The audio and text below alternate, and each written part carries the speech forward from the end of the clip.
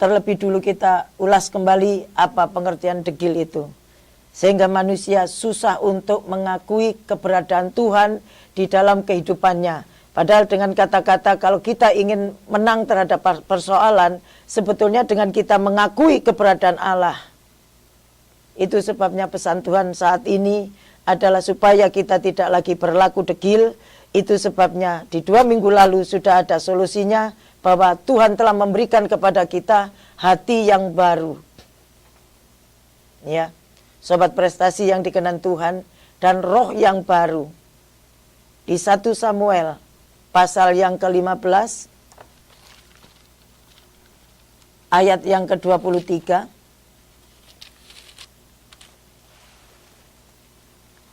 1 Samuel pasal 15 ayat 23. 1 Samuel 15 ayat 23. Sebab pendurhakaan adalah sama seperti dosa bertenung, dan kedegilan adalah sama seperti menyembah berhala dan terafim.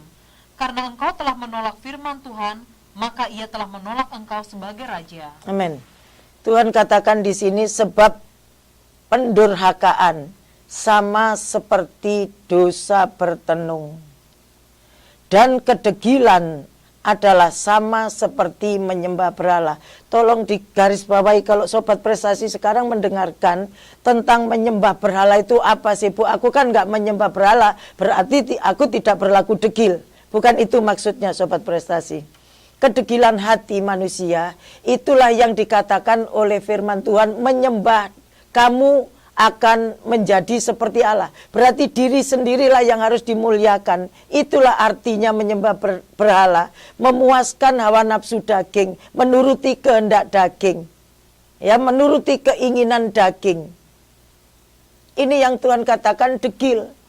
Maka Tuhan katakan selama manusia itu hidup yang dikatakan hidup bersumber atau bersifat daging, atau yang disebut debu tanah, sifat debu tanah, ketika manusia sudah mulai mentaati, tidak lagi dia mendengarkan perkataan Tuhan, tapi dia mendengarkan perkataan ular. Disitulah yang di 2 minggu lalu sudah kita sampaikan, disitulah manusia tidak lagi mempercayai firman Tuhan. Disitulah mujizat mulai tertutup bagi orang yang berlaku degil. Tapi banyakkan kita mengatakan, aku percaya, aku percaya. Kenapa Bu belum terjadi mujizat? Karena di dalam hati orang percaya. Artinya apa? Hatinya bukan lagi hati yang disebut degil itu. Hati yang sama seperti hatinya Lucifer. Hati seperti hati binatang, itulah kedegilan itu. Lucifer sudah tidak lagi mau mendengarkan, dia memberontak. Hati yang memberontak yang perlu dibersihkan. Hati yang seperti binatang itu yang kayak mana Bu? Ini contohnya. Ya, kita lihat Daniel pasal yang keempat. Ini salah satu contoh. Di dalam Daniel 4 ayat 30. Kemudian lanjutkan di dalam ayat 31 dan 32. Ya. Daniel 4 ayat 30 sampai 32, pelan-pelan kita baca. Ya. Daniel pasal 4 ayat 30 hingga 32, begini firman Tuhan. Berkatalah raja, bukankah itu Babel yang besar itu, yang dengan kekuatan kuasaku dan untuk kemuliaan kebesaranku telah kubangun menjadi kota kerajaan? Ayat 31, raja belum habis bicara ketika suatu suara terdengar dari langit, kepadamu dinyatakan ya Raja Nebukadnezar bahwa kerajaan telah beralih daripadamu. Terus 32. Ayat 32, engkau akan dihalau dari antara manusia dan tempat tinggalmu akan ada di antara binatang-binatang di padang. Kepadamu akan diberikan makanan rumput seperti kepada lembu, dan demikianlah akan berlaku atasmu sampai 7 masa berlalu, hingga engkau mengakui bahwa yang maha tinggi berkuasa atas kerajaan manusia dan memberikannya kepada siapa yang dikehendakinya. Amin. Sobat prestasi yang dikenan Tuhan, kalau kita mau mengakui dengan jujur, ya seperti inilah, karena kekuatan kuasaku dan untuk kemuliaan kebesaranku, itulah sebetulnya diri sendiri itu sudah diberhalakan. Dan Tuhan itu sebutkan hari ini yang Tuhan mau sampaikan, bahwa di pintu gerbang, kata Tuhan, pintu gerbang manusia itu artinya di dalam pikiran manusia itu ada yang disebut berhala cemburuan. Itu apa artinya berhala cemburuan? Pikiran manusia, paradigma manusia sudah terfokus kepada egois dan egosentris. Itulah yang disebut degil. Seperti ini dikatakan ketika dia mengatakan mulai mengakui apa yang ada padanya itu miliknya. Go. Dan itu memang bukan langsung instan sobat prestasi. Kita bisa berubah dari ku kepada Tuhan. Makanya Tuhan Yesus pesankan kepada setiap kita, bertobatlah dan muliakanlah Tuhan. Artinya jangan engkau mempermuliakan dirimu sendiri. Memuaskan hawa nafsu sendiri itu egois. Yang memuaskan diri sendiri, menuruti keinginan daging sendiri, menuruti kedegilan hati itu artinya apa? Menuruti kata hatinya masing-masing manusia sendiri. Bukan mentaati Tuhan, itu yang disebut degil. Apakah kita sudah katakan sudah selamat? Itu seringkali orang nanti banyak tertipu. Kan aku sudah ke gereja tiap minggu. Kan aku yang sudah disebut orang percaya, nggak salah. Tapi Tuhan mau kita tidak lagi berhati seperti hati binatang yang masih egois, egosentris, ingin dipuji, ingin disanjung, ingin dimuliakan, ingin dituruti maunya, kalau enggak, ngambek, marah. Inilah sifat lembu yang disebut pemberontak, lambang pemberontakan. Itulah yang disebut manusia menyembah berhala, manusia menyembah sifat-sifat Lucifer yang dituruti. Sehingga manusia tidak lagi mentaati firman Tuhan. Dan itu memang perlu proses sobat prestasi. Seperti yang Tuhan nyatakan kepada perempuan Samaria waktu Tuhan sampaikan anjing makan remah-remah. Bayangkan, manusia dikatakan anjing, tapi di situ perempuan itu tidak merasa sakit hati. Kenapa? Di situ Tuhan jawab, besar imanmu. Apa artinya? Dia menyadari keberadaan manusia itu seperti binatang, seperti lembu. Ingat waktu Hawa berdosa, di situ dia kelihatan telanjang. Pada saat itu Tuhan mengenakan pakaian binatang. Ternyata seluruh keberadaan manusia, baik pikirannya, tidak berakal budi seperti binatang. Nah, terus Tuhan katakan mereka dikuasai hawa nafsu daging, itu seperti binatang. Mau terima enggak kalau kita ingin dipulihkan? Kenapa Tuhan katakan sampai 7 masa berlalu, itu artinya sampai engkau memiliki kodrat ilahi yang akan menerima janji-janji Tuhan. Baik itu secara menyeluruh, tadi Tuhan pesan, secara menyeluruh itu apa artinya mengenakan pakaian binatang? Bahwa kodrat manusia daging itu seperti binatang. Manusia hidup hanya dikuasai oleh hawa nafsu daging dan menuruti kehendak daging. Dan itulah yang menjadi musuhnya Tuhan. Kenapa Tuhan Yesus disebut anak domba? Kenapa kok nggak disebut dengan yang kata-kata yang lain? Karena manusia itu sifatnya, naturnya, habitatnya itu seperti binatang. Kalau masih hidup dikuasai oleh hawa nafsu daging, inilah yang disebut degil. Diri sendirilah yang dinomorsatukan, dimanjakan, ya, nggak sadar. Dikatakan di dalam kitab Filipi 3, ya, ayat yang ke-18 sampai 19. Inilah yang disebut orang yang tidak berakal budi, yang sama dengan degil. Ini pesan Tuhan hari ini.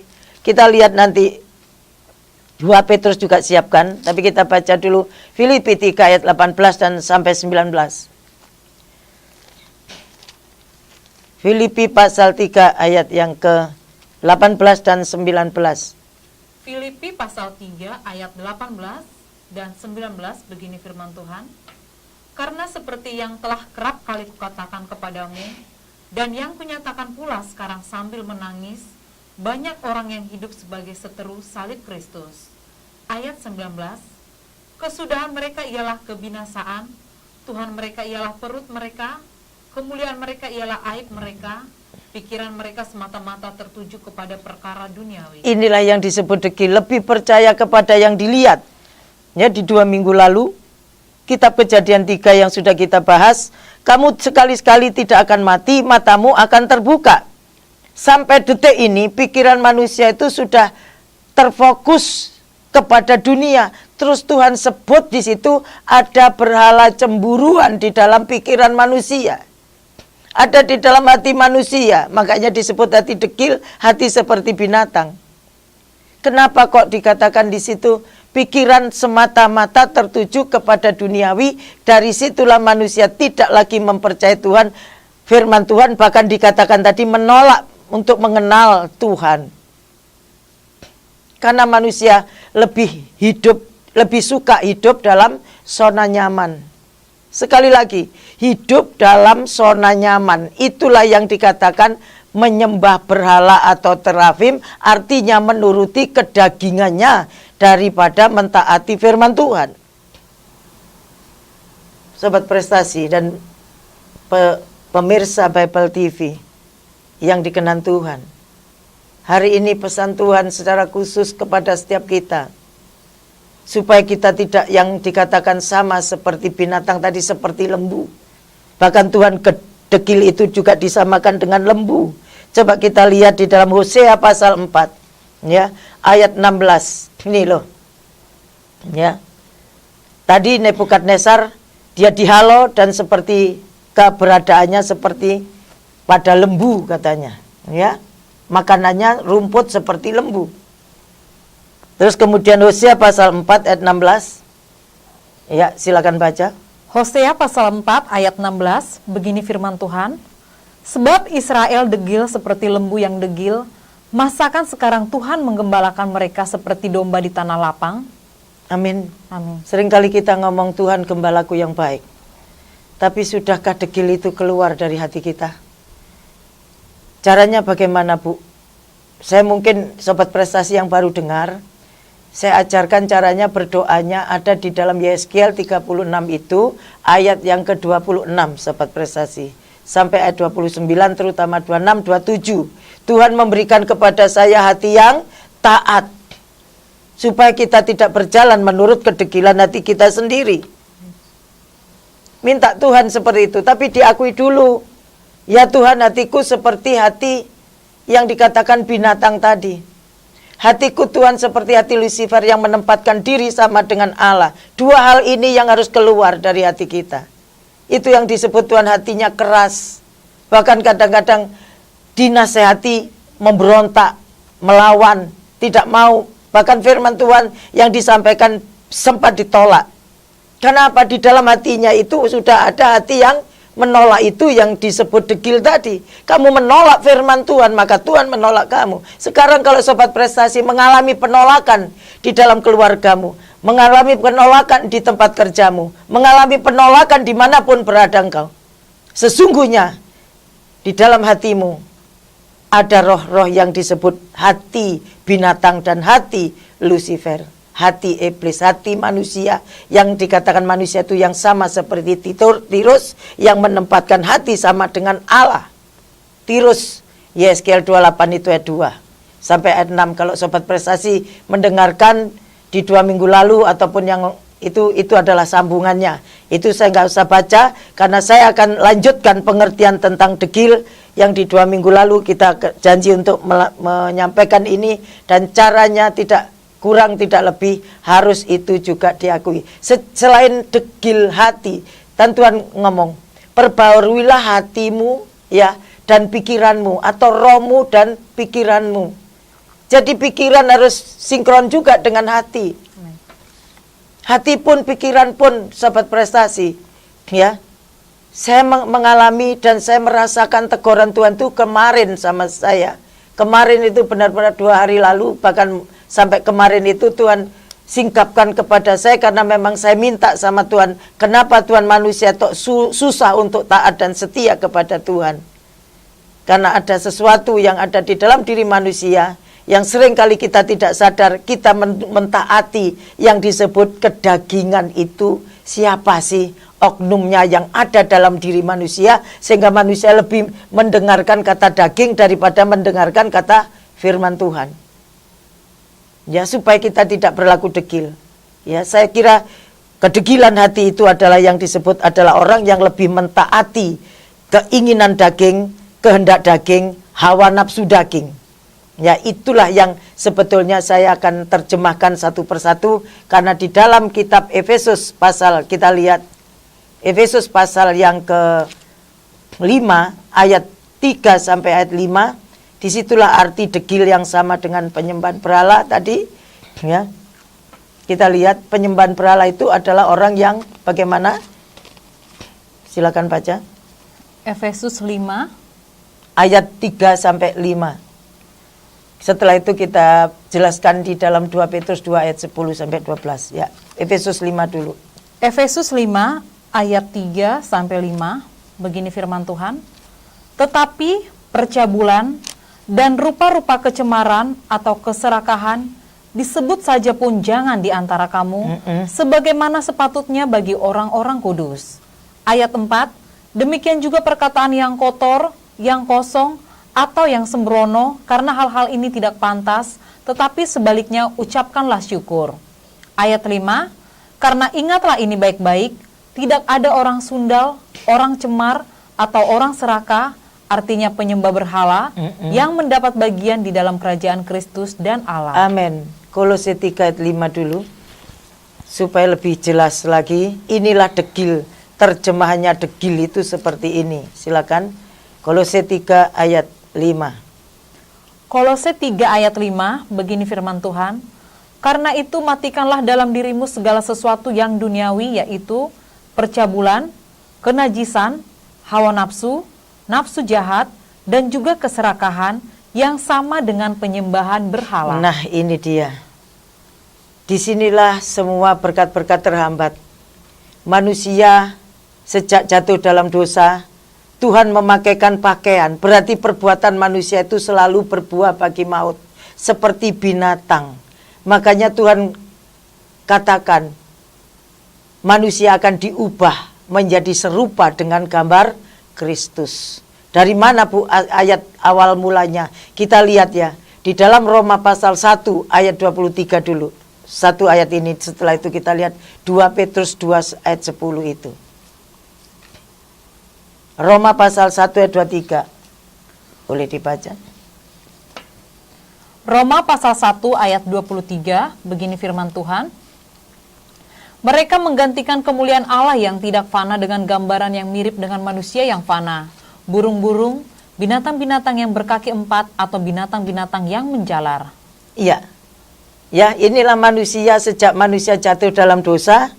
Dikatakan ini yang ada di 4 kerub itu, 4 makhluk hidup itu, yang mukanya adalah manusia. Manusia itu adalah diidentikan dengan tirus. Artinya apa? Sifat manusia itu sejak berdosa, sifat karakternya itu, karena dia mentaati dan mempercayai perkataan ular, iblis, maka sifat-sifat manusia berdosa itu sama seperti sifat tirus.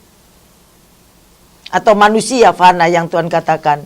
Dan juga di situ dikatakan, burung-burung itu roh najis, kemudian binatang-binatang yang berkaki 4, atau binatang-binatang yang menjalar. Serupa, mirip.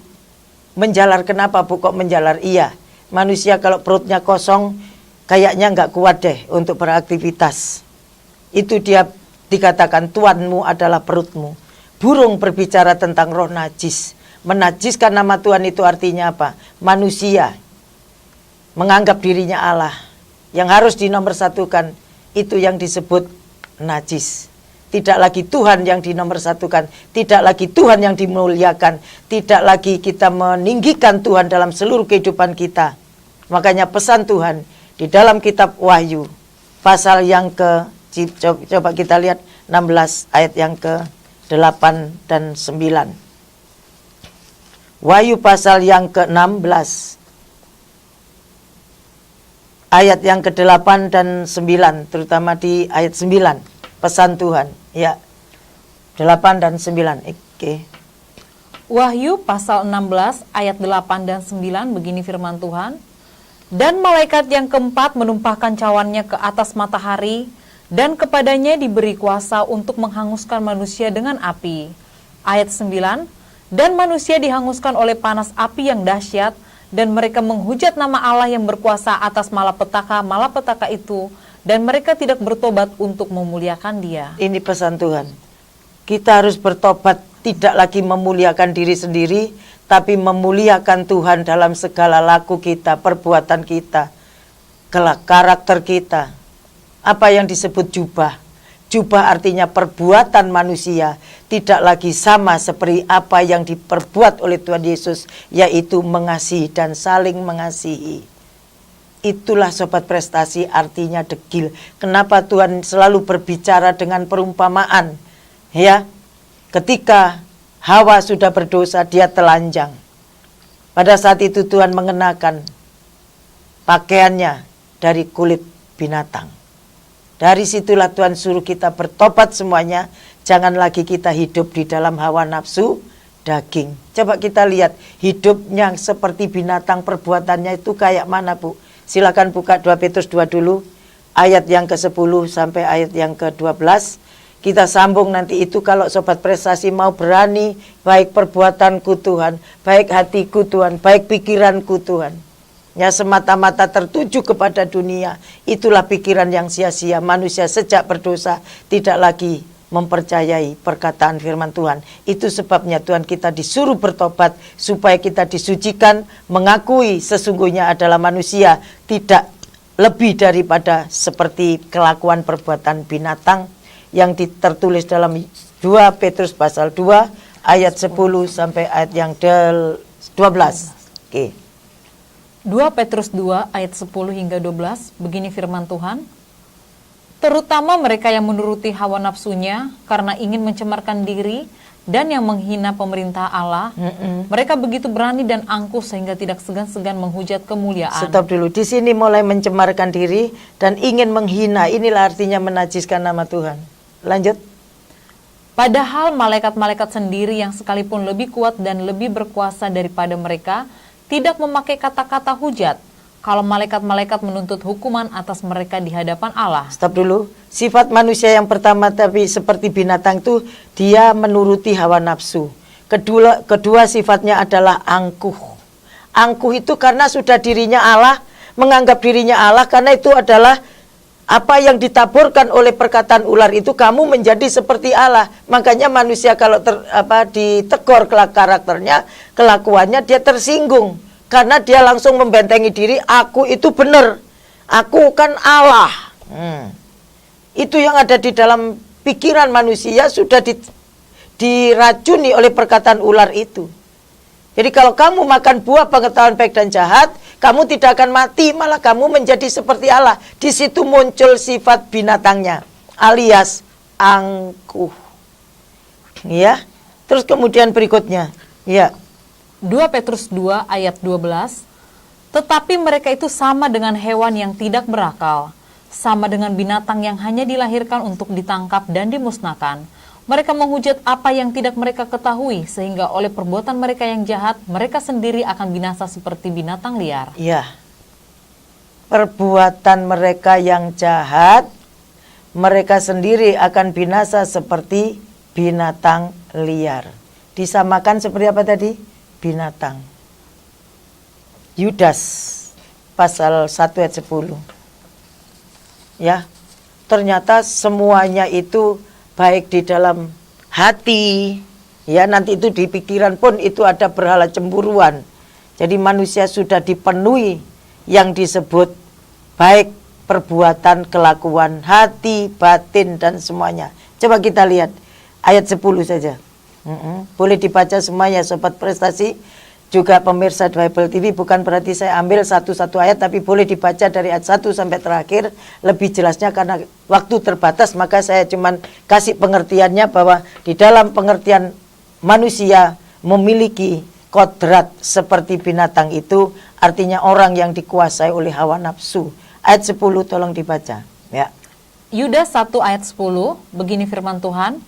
Akan tetapi mereka menghujat segala sesuatu yang tidak mereka ketahui, dan justru apa yang mereka ketahui dengan nalurinya seperti binatang yang tidak berakal, itulah yang mengakibatkan kebinasaan mereka. Inilah standar orang yang masih hidup dalam kedegilan.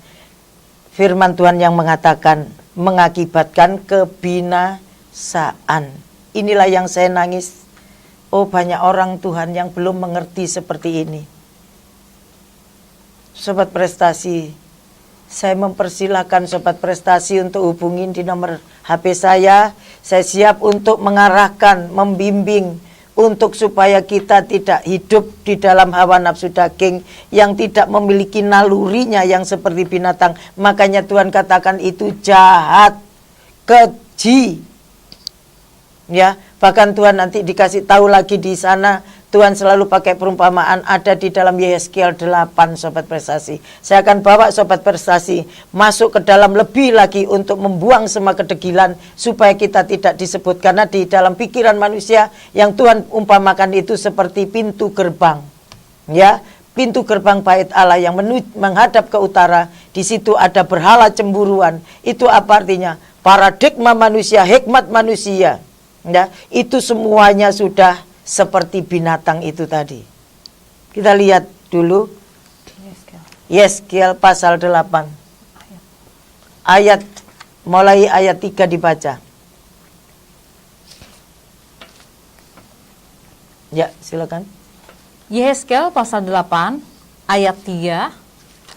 Begini firman Tuhan, dia mengulurkan sesuatu yang berbentuk tangan dan dipegangnya jambul kepalaku. Lalu roh itu mengangkat aku ke antara langit dan bumi dan membawa aku dalam penglihatan-penglihatan ilahi ke Yerusalem, dekat pintu gerbang pelataran dalam yang menghadap ke utara, di mana terdapat berhala cemburuan yang menimbulkan cemburu itu. Ya, stop dulu. Seperti ini yang Tuhan ajarkan ke saya kemarin dan 2 hari lalu. Apa artinya Tuhan apa dikatakan di sini berhala cemburuan? Berhala cemburuan itu adalah perkataan ular yang sudah nyantol atau yang sudah menempati di dalam pikiran manusia. Makanya pikiran manusia itu disebut pikirannya tertuju kepada duniawi atau pikiran sia-sia, kata Efesus 4 ayat 17 itu di 2 minggu lalu saya nggak akan bahas. Ya, di dalam pikiran manusia ketika manusia diberkati bukan lagi memikirkan Tuhan tapi memikirkan hal-hal yang duniawi. Contoh soal seperti Tirus, ketika dia diberkati oleh hikmatmu dan pengertianmu, engkau pandai berdagang dan engkau memperbanyak kekayaan atau di situ mengumpulkan kekayaannya di dalam perbendaharaan, engkau memperkaya diri. Inilah yang disebut berhala cemburuan. Berkat itu dari Tuhan, bukan karena kekuatan kita, bukan karena kekuasaan kita, kemampuan kita untuk memperoleh berkat. Itu namanya pencuri, itu hatinya masih degil. Itu yang dikatakan di dalam Ulangan 8 ayat 17 itu mengatakan, jangan timbul dalam hatimu bahwa kekuatan dan kuasamu lah engkau memperoleh kekayaan. Dengar baik-baik Sobat Prestasi. Itulah yang kalau orang masih seperti itu kata-katanya, itulah yang disebut masih belum bertobat dari kedegilan hati. Itulah yang Tuhan sebut seperti lembu, degil. Ya, itu semua adalah kelakuan manusia yang perlu kita bersihkan. Apalagi di sini Tuhan katakan kalau ini yang masih ada dalam diri kita, semua yang baik dari Tuhan itu tertutup. Artinya belum ada jawaban doa. Bu, kok aku sudah lama nggak ada jawaban-jawaban. Maka Sobat Prestasi, saya sarankan untuk Sobat Prestasi sebelum kita lanjutkan ini, tolong bacakan nomor HP saya siap untuk membimbing. Buat Sobat Prestasi dan juga pemirsa Bible TV yang dikenan Tuhan, yang ingin menghubungi Ibu Sri Mulyani dapat mencatat nomor telepon 0853 105 19177, 0853 105 19177, atau 021 501 11477. Ya, saya akan lanjutkan. Ayat yang keempat, tolong dibaca. Pertama ada berhala cemburuan. Bayangkan, manusia itu sudah penuh dengan kata-kata, aku adalah Allah. Itu yang disebut racun ular. Atau Tuhan sebut juga anggur hawa nafsu cabul. Artinya manusia itu sudah condong bukan kepada Tuhan. Hatinya sudah condong kepada dunia dan daging. Yang dimuliakan Allah diri sendiri, memperkaya diri. Ya, menuruti hawa nafsu daging, keinginan mata. Itulah yang disebut degil. Lanjut ayat 4, 5. Ayat 4 dan 5. Ya. Yehezkiel pasal 8 ayat 4 dan 5. Begini firman Tuhan. Lihat, di sana tampak kemuliaan Allah Israel seperti penglihatan yang kulihat di lembah itu. Ayat 5, firman-Nya kepadaku, hai anak manusia, lihatlah ke utara. Aku melihat ke utara, sungguh di sebelah utara gerbang mesbah, dekat jalan masuk terdapat berhala cemburuan tadi. Terus?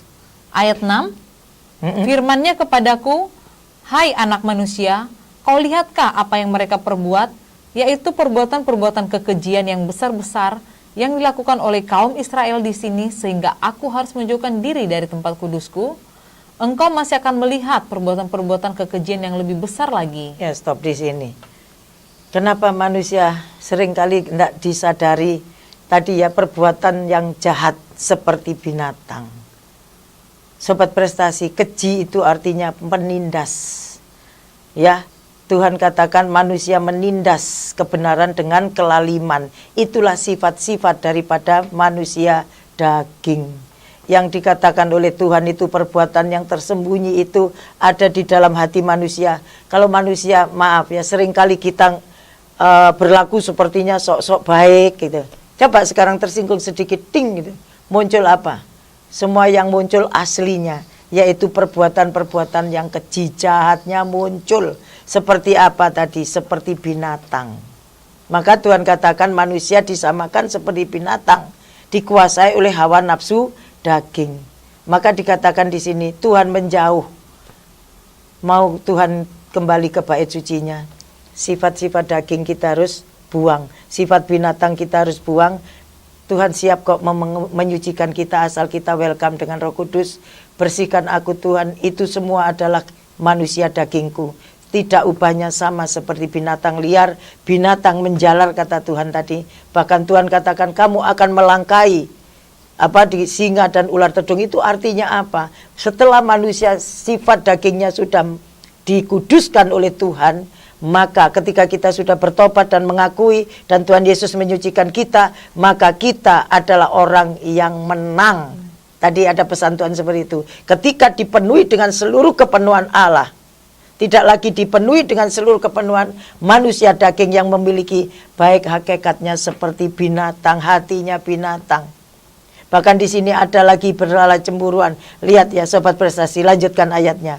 Bahkan ayat 12 sudah mengatakan, ayo lanjutkan lagi ayat berikutnya. Ayat Yehezkiel pasal 8 ayat 6.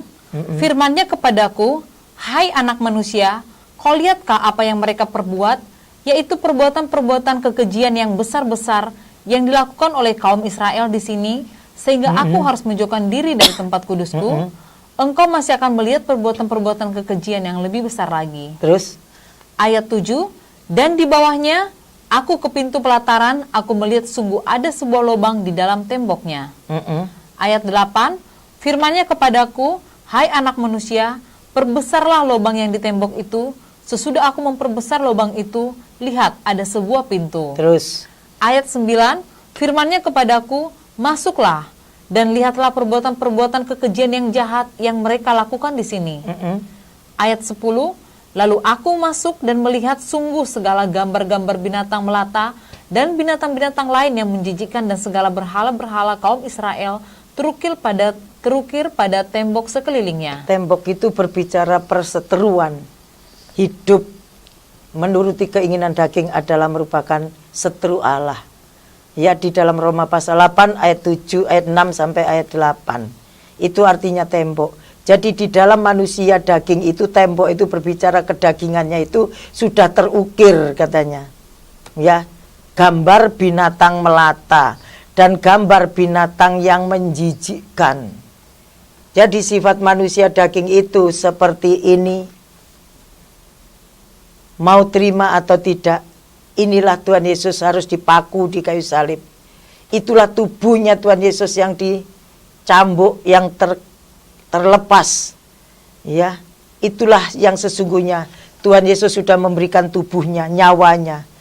Ya, yang tadi malam saya melihat seperti sesuatu, yaitu berbentuk kayak ada gumpalan darah, tapi di dalam darah itu ada daging. Karena saya minta Tuhan Yesus sucikan saya, kuduskan saya. Aku mau sifat daging ini terlepas dalam diri saya. Saya mau mengakui, kuduskan. Kan saya percaya ketika kita mengakui, satu mengakui, Tuhan mengampuni. Yang ketiga adalah Tuhan menyucikan. menyucikan. Jadi jangan kita khawatir sobat prestasi. Memang seringkali banyak orang yang mengatakan kan Tuhan Yesus sudah mati untuk dosaku. Tapi Tuhan butuh pengakuan. Tuhan gak butuh yang lain-lain kok. Tuhan cuma kita mau mengakui dosa supaya Tuhan mengampuni dan menyucikan. Karena apa? Manusia susah untuk mengakui dosa. Karena sifat daripada iblis itu yang angkuh tadi. Sifat binatang itu yang angkuh tadi. Dan menghina pemerintahan Allah. Dan seringkali manusia nggak merasa berdosa. Iya, karena dirinya sudah didoktrin oleh iblis. Perkataan ular itu mengatakan kamu menjadi seperti Allah. Kamu itu sudah ditebus. Itu baru kata-kata iman. Tapi belum ada perbuatannya. Itu adalah kosong. Jangan tertipu sobat prestasi. Hati-hati dengan kata-kata ini. Sekali aku sudah terima Tuhan Yesus, aku selamat dan seterusnya selamat. Keselamatan itu harus dikerjakan. Artinya apa? Tiap hari kita harus diperbaharui. Baik itu roh dan hati kita, jiwa kita, pikiran kita. Karena Tuhan tahu di dalam manusia itu seperti itu loh. Ini loh Tuhan tunjukkan kepada saya. Karena apa? Karena saya merasa saya miskin kebenaran. Saya selalu welcome untuk Roh Kudus untuk menyingkapkan dosa saya. Supaya saya tidak bangga dengan apa yang sudah Tuhan percayakan. Tetapi saya tetap merendahkan hati di hadapan Tuhan. Tuhan singkapkan semuanya. Hati saya mau dikoreksi. Pikiran kelakuan saya masih mau dikoreksi. Sobat prestasi, milikilah karakter Kristus yang rendah hati. Sekalipun benar, jangan engkau merasa dirimu benar. Jangan engkau menutupi ataupun merasa diri benar kemudian kita gampang menghakimi. Dan kita membela diri bahwa kita benar. Biarkan Tuhan tunjukkan aja secara khusus. Suatu saat kebenaran itu akan nampak. Kalau memang kau benar. Jangan membela diri, aku benar. Memang secara manusia kita benar. Tetapi seringkali kita didakwa, difitnahkan yang jahat. Tetaplah engkau harus melakukan apa yang baik, apa yang Tuhan perintahkan kepada kita. Jangan menuruti kedegilan hati kita. Memang sobat prestasi sakit kalau kita difitnah. Bahkan juga dijelekkan kalau saya sekarang puji Tuhan, Tuhan memberikan kemampuan kepada saya. Orang mau ngomong apa, saya mengatakan, memangnya gua pikirin, atau EGP, emangnya gua pikirin, kata orang Jakarta. Tapi itulah yang harus kita lakukan. Karena saya tahu, antara daging dan roh itu bertentangan sobat prestasi. Tapi kita maukah untuk mau menanggalkan semua sifat-sifat kedagingan yang identik tadi dengan sifat-sifat binatang. Nalurinya seperti binatang. Tuhan katakan hatinya seperti binatang. Perbuatannya sama seperti Filistin.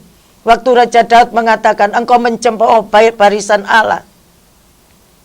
Aku mendatangi kamu dengan nama Tuhan yang Maha Kuasa. Itu artinya apa? Sekalipun kalau engkau memiliki karakter Kristus, engkau dipenuhi dengan karakter dan perbuatan Kristus, hati Tuhan Yesus, engkau akan menganggap remeh musuhmu sekalipun engkau dihadapkan dengan masalah yang besar. Dengar baik-baik. Kalau engkau dikuasai, dipenuhi dengan kodrat ilahi, engkau dipenuhi dengan firman Tuhan, dipenuhi hati Tuhan Yesus dan pikiran Kristus, maka engkau adalah keluar sebagai pemenang. Sekali lagi, tidak perlu membela diri sekalipun engkau benar. Ikuti teladan Tuhan Yesus. Ketika dia dibawa ke pembantaian, ya, seperti domba yang keluh. Artinya apa? Tuhan Yesus enggak pernah membela dirinya. Padahal memang dia adalah benar. Maukah kita memiliki karakter Kristus, sahabat prestasi? Ayo bareng-bareng kita bertobat. Saya pun masih perlu bertobat. Tidak perlu kita membela diri. Maka hidupmu akan, rumah tanggamu akan aman tenteram. Kenapa begitu, Bu? Coba kita lihat ya. Karena penyebab manusia itu berantem, bertengkar. Ya, saya melihat sekarang itu ada rumah tangga yang kayaknya nggak ada kecocokan. Bukan nggak ada kecocokan, karena masing-masing tadi merasa diri benar. Masing-masing egois, egosentris. Itu hikmat yang dari mana? Dari iblis, dari setan-setan. Coba kita lihat Yakobus pasal 3 ayat 14. Karena di sini ada yang pendengar, baik itu pemirsa Bible TV, itu ada yang mengalami atau yang rumah tangganya sekarang ini, baik anak, orang tua, ya kedua orang tuanya mereka berantem, saling masing-masing itu merasa diri benar. Oke. Yakobus 3 ayat yang ke-14 sampai ayat yang ke-16. Nanti kita kembali ke Yeskel pasal 8. Yakobus pasal 3 ayat 14 hingga 16, begini firman Tuhan. Jika kamu menaruh perasaan iri hati dan kamu mementingkan diri sendiri, janganlah kamu memegahkan diri dan janganlah berdusta melawan kebenaran. Iya, terus Ayat 15, itu bukanlah hikmat yang datang dari atas, tetapi dari dunia, dari hawa nafsu, dari setan-setan. 16. 16, sebab di mana ada iri hati Ya. dan mementingkan diri sendiri, di situ ada kekacauan dan segala macam perbuatan jahat. Iya. Maaf. Ya. Dikatakan di sini di mana ada iri hati. Kamu mementingkan diri sendiri. Disinilah memegahkan diri aku benar. Egois, egosentris. Maunya kita itu diperhatikan. Maaf. Ya. Itu bukan hikmat yang berasal dari atas. Ya. Terus di sini ada bukanlah hikmat yang datang dari atas, tetapi dari dunia, dari nafsu manusia. Berarti dari siapa? Kodrat binatang. Sifat binatang yang lebih menuruti hawa nafsu tadi. Itulah sifat-sifat binatang yang harus kita buang. Kenapa Tuhan menghendaki kita? Perbaikilah kelakuanmu dan perbuatanmu, supaya aku diam di dalam kamu. Itu di 2 minggu lalu. Di dalam Yeremia 7 ayat 3 itu. Dan seterusnya. Ya. Kalau sobat prestasi mau diperbaiki kelakuan kita, tidak lagi memiliki karakter seperti binatang tadi, ya, maka kitalah orang yang menang.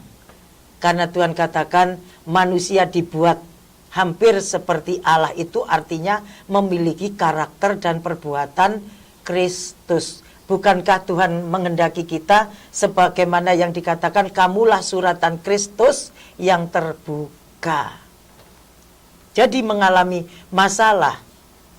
Kalau di dalam rumah tangga ini saling mau koreksi diri dan tidak mau membela bahwa dirinya itu benar, menganggap dirinya paling benar yang disebut memegahkan diri tadi, maka keluarga ini damai sejahtera.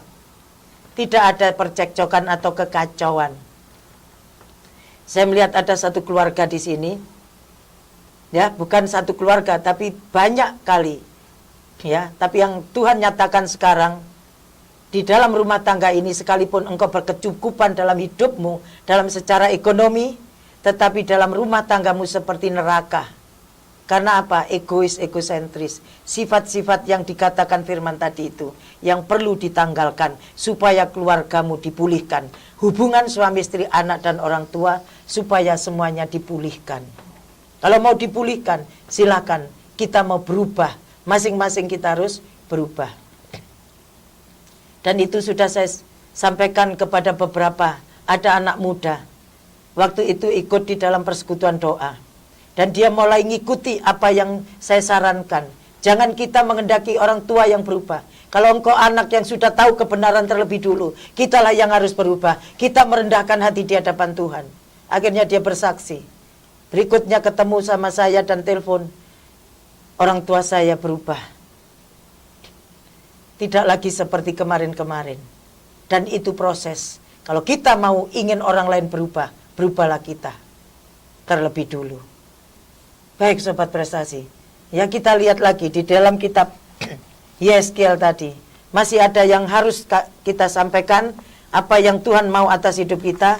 Minta Tuhan Yesus kuduskan dari berhala cemburuan tadi yang ada di dalam hati manusia, yang disebut di perbuatan manusia yang tersembunyi dalam hati, dalam batin, dalam roh kita, ya, yang penyebabnya manusia mengalami yang tidak mengenakkan atau manusia mengalami yang disebut keserakahan atau akhirnya semua berkat-berkatnya itu tercuri oleh iblis dan terhalang semuanya karena manusia tidak memiliki akal budi. Karena melalui pertobatan ini, ukir-ukiran yang dikatakan, coba lanjutkan Yeskiel pasal 8 ayat yang ke berapa tadi? 12. Ya, ayat yang ke-12 mulai sampai ayat yang ke-13. 11 belum. Ya belum, ya betul, maaf. 11 sampai 13. Yehezkiel pasal 8 ayat 11 sampai 13. Begini firman Tuhan, dan di hadapannya berdiri 70 orang tua-tua kaum Israel dengan Yaazanya bin Safan di tengah-tengah mereka, dan masing-masing memegang bokor ukupannya di tangannya, dan keharuman dari asap ukupan itu naik ke atas. Firman-Nya kepadaku, kau lihatkah, hai anak manusia, apa yang dilakukan oleh tua-tua kaum Israel di dalam kegelapan, masing-masing di dalam kamar tempat ukiran-ukiran mereka? Sebab mereka berkata, Tuhan tidak melihat kita, Tuhan sudah meninggalkan tanah ini. Ayat 13, ditambahkannya lagi, engkau masih akan melihat perbuatan-perbuatan kekejian yang lebih besar lagi yang mereka lakukan. Ya, stop dulu di sini. Di sini kan berhala kekejian yang ada di dalam bait Allah. Inilah yang ada di dalam hati manusia yang sesungguhnya, di dalam jiwa manusia yang sesungguhnya, termasuk pikiran, kehendak, paradigma, pengertian. Inilah yang Tuhan benci itu. Karena apa? Kok itu perbuatan kan tua-tua kaum Israel. Kalau sobat prestasi lihat di dalam Wahyu pasal 5 ayat 6 itu, menunjukkan bahwa kenapa di situ ada 4 makhluk hidup itu, dan di tengah-tengahnya itu ada anak domba seperti yang telah disembelih. Dan di situ ada tua-tua, 24 tua-tua yang sujud menyembah kepada Tuhan. Itu berbicara. Kalau nanti di Yehezkiel pasal 11 dikatakan bahwa bangsa Israel atau yang disebut kita manusia itu adalah yang disebut periuknya. Dan tua-tua inilah kedagingan manusia. Inilah sifat manusia daging sebetulnya sobat prestasi. Inilah yang ada di dalam darah daging manusia, daging yang sifat debu tanah itu. Dipenuhi dengan katanya di situ, akulah dagingnya. Tua-tua itu adalah dagingnya. Pemimpin Israel yang dihukum itu artinya kedagingan manusia yang memimpin manusia itu sendiri. Yang dikatakan di dalam kitab Yehezkiel, nanti kita baca sebentar, pasal 11. Yehezkiel pasal 11, kita lihat. Ini loh yang memimpin manusia daging, ayat 1 sampai ayat yang ketiga dulu. Nanti bisa kita baca selanjutnya. Ya. Yehezkiel pasal 11 ayat 1 sampai 3. Lalu roh itu mengangkat aku dan membawa aku ke pintu gerbang timur dari rumah Tuhan, pintu yang menghadap ke sebelah timur. Lihat, di dalam pintu gerbang itu ada 25 orang, dan di antara mereka kulihat Yaazanya bin Azur dan Pelaca bin Benaya, yaitu pemimpin-pemimpin bangsa. Firman-Nya kepadaku, hai anak manusia, inilah orang-orang yang merancang kedurjanaan dan menaburkan nasihat jahat di kota ini. Ayat 3 yang mengatakan, bukankah belum lama berselang rumah-rumah kita dibangun kembali, kota inilah periuk dan kita dagingnya. Amin. Nah ini dia. Ini loh kedagingan manusia tadi penuh dengan yang disebut penuh dengan berhala. Ya ingin dipuaskan, kedagingannya ingin dimanjakan. Ini yang Tuhan benci. Sehingga hidup manusia tidak lagi menyembah kepada Tuhan. Ke gereja sih ke gereja tubuhnya, pikirannya bukan kepada Tuhan.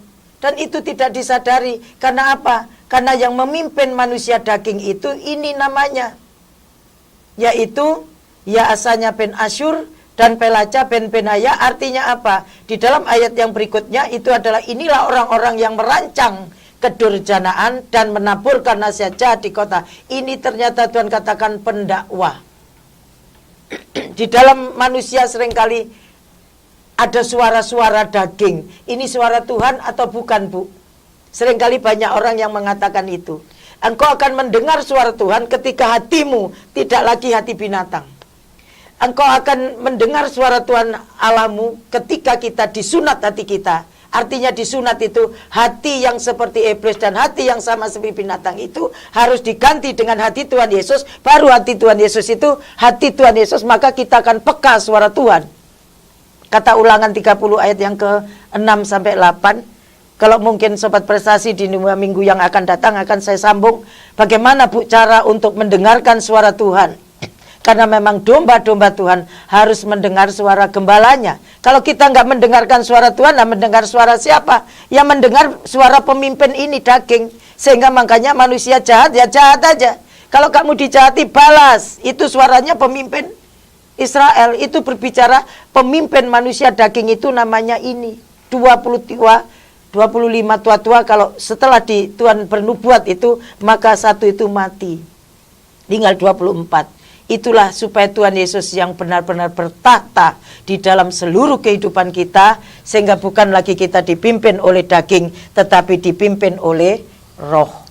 Tuhan Yesus memberkati Sobat Prestasi dan pemirsa Bible TV. Sebelumnya saya tutup, boleh dibacakan nomor HP saya. Mungkin ada yang ingin lebih jelas, lebih detail ya. Buat Sobat Prestasi yang dikenan Tuhan, bisa mencatat nomor telepon 0853 105 19177, 0853 105 19177, atau 021 501 11477. Terima kasih. Ya, Sobat Prestasi, karena waktunya sudah habis, maka Sobat Prestasi saya ajak untuk berdoa. Bapa, di dalam nama Tuhan Yesus, hamba-Mu selesai berbicara. Engkaulah yang melanjutkan semuanya ini Tuhan. Saya mempersilahkan Tuhan Yesus terus berbicara kepada para pendengar dan juga kami sebagai rema, supaya firman-Mu ini benar-benar beroleh tempat dan mengubah sifat dan karakter kami Tuhan. Kalau kami tahu bahwa sifat karakter manusia daging itu seperti itu, biarlah kami Tuhan benci terhadap karakter-karakter iblis, karakter dan perbuatan daripada seperti binatang itu.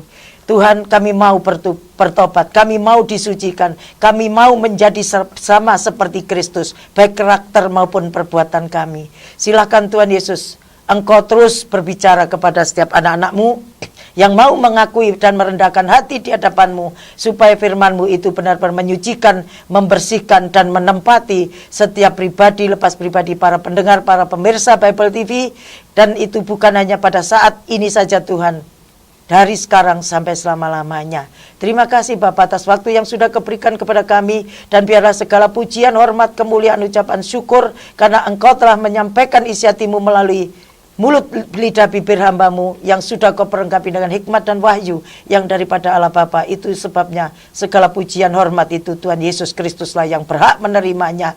Di dalam nama Tuhan Yesus kami mengucap syukur dan berdoa. Haleluya. Amin. Terima kasih atas kebersamaan Sobat Prestasi yang dikenan Tuhan. Dan akhir kata, saya Sally dan juga Ibu Sri Mulyani undur diri dari ruang dengar Anda. Sampai jumpa di 2 minggu yang akan datang. Tuhan Yesus memberkati.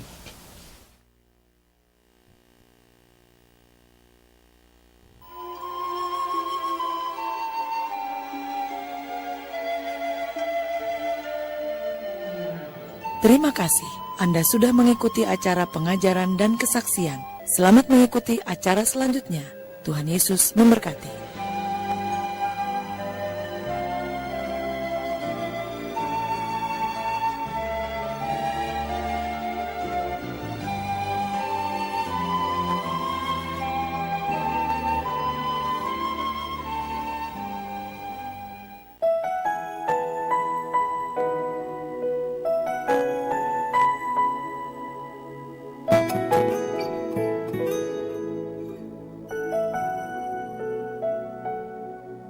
Kau tahu hatiku.